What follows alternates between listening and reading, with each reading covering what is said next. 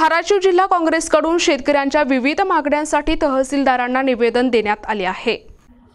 जिल्ह्यात अतिवृष्टीमुळे झालेल्या नुकसानीच्या पार्श्वभूमीवर शेतकऱ्यांना हेक्टरी 50,000 तर फळबागांना हेक्टरी 2 लाख रुपये नुकसान भरपाई द्यावी अशी प्रमुख मागणी या निवेदनात करण्यात आली आहे। या व्यतिरिक्त जिल्ह्यात त्वरित ओला दुष्काळ जाहीर करावा, सोयाबीनला योग्य हमीभाव मिळावा, तसेच पीक विमा आणि उदयित कर्ज माफ करावे अशा मागण्याही काँग्रेस पक्षाने केल्या आहेत। त्याचबरोबर ऊस उत्पादकांना त्यांच्या मालासाठी योग्य दर मिळावा अशा मागण्याही करण्यात आल्या। काँग्रेस पक्षाने या सर्व मागण्या 8 दिवसात मान्य न झाल्यास तीव्र आंदोलनाचा इशारा दिला आहे।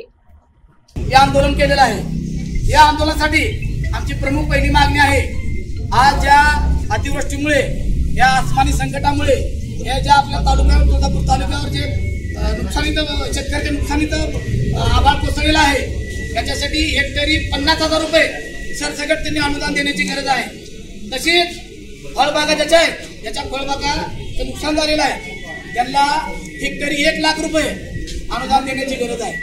तसंच आज एक 10 वर्षाखाली ज्यावेळेस महाविकास आघाडीचं सरकार होतं त्यावेळेस माननीय शरदचंद्र पवार साहेब कृषी मंत्री असताना त्यांनी सरसकट शेतकऱ्याला कर्जमाफी केलेली आहे। तसंच आज जे आसमानी संकट शेतकऱ्यावर आलेलं आहे यासाठी आमची ती एक प्रमुख मागणी आहे की शेतकऱ्याचा 7/12 कोरा करून त्या माहिती सरकारने दिला पाहिजे। तसेच कापणी प्रयोग रद्द, आज नवीनच त्यांनी एक यंत्र आणलेलं की 5/10चा निकष लावलाय की ते कापणी यंत्रणामध्ये जे काय सोयाबीन बसते नाही, परंतु हा जो निकष आहे हा फक्त जो उमटावर शेतकरी असतो त्याच्यासाठी योग्य आहे, परंतु प्रत्येक शेतकरी हा उमटावर नसणार आहे। आज पाण्याच्या उडीताखाली त्याचं शेत वाया गेलेलं आहे, म्हणून हा निकष रद्द करण्याची गरज आहे। तसेच या देवेंद्र फडणवीसला 2024 मध्ये ज्यावेळेस विधानसभेचं इलेक्शन होतं त्या इलेक्शन मध्ये त्यांची प्रमुख मागणी होती की आम्हाला सोयाबीनला 6,000 रुपये हमी भाव देऊ, परंतु हे फसवत सरकार, हा फसवा देवेंद्र फडणवीस कायम शेतकऱ्याला फसवण्याचं काम करतोय। आज सोयाबीन आमचं 2,500 ते 3842 याच्यापर्यंत चाललेलं आहे।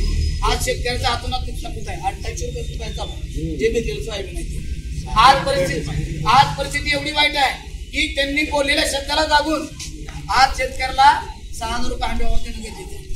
तसेच हे जे पाषाणधारी सरकार आहे याला काय बाजार फुटणार नाही। आज आमच्या काँग्रेस पक्षातर्फे आज आमचे हर्षवर्धन सरकार साहेब त्यांनी आम्हाला सांगितलं की आज हा जो आंदोलन केलेलं आहे त्या आंदोलनामार्फत आम्ही त्यांना सज्जडदम तसंच विनंती करतो की तुम्ही आमच्या मागण्या मान्य कराव्या, नाहीतर याच्या पुढचं आंदोलन अतितीव्र आंदोलन करून खाली करणार। प्रतिनिधी आयुब शेख, NTV न्यूज मराठी, तुळजापूर, धाराशिव।